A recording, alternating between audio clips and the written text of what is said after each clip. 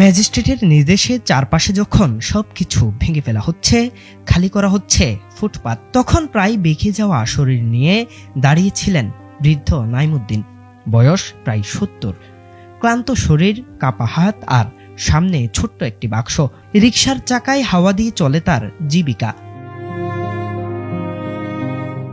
উচ্ছেদের মাঝেই নির্বাহী ম্যাজিস্ট্রেট সিদ্ধান্ত নেন, এই একটিমাত্র দোকান উচ্ছেদ হবে না, কারণ এটি অবৈধ দখল নয়, এটি একজন বৃদ্ধের বেঁচে থাকার শেষ অবলম্বন।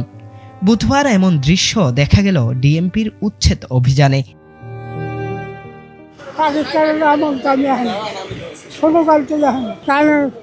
আপনার দোকান আছে এখানে?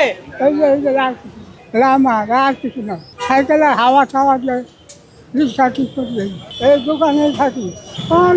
গেলে রাস্তা করে আমরা রয়ে যান, রাস্তা করে থাকি।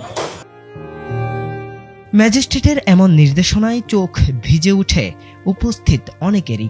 কেউ কেউ বলেন, এটাই তো আসল বিচার, যেখানে আইন আর মানবতা একসঙ্গে পথ চলে। ম্যাজিস্ট্রেটের এই ছোট্ট সিদ্ধান্ত হয়তো আইনের বইয়ে লেখা নেই, কিন্তু মানবতার বইয়ে এটি দৃষ্টান্ত হয়ে থাকবে। জাহিদুল ইসলাম আরিফ, সময়ের আলো, ঢাকা।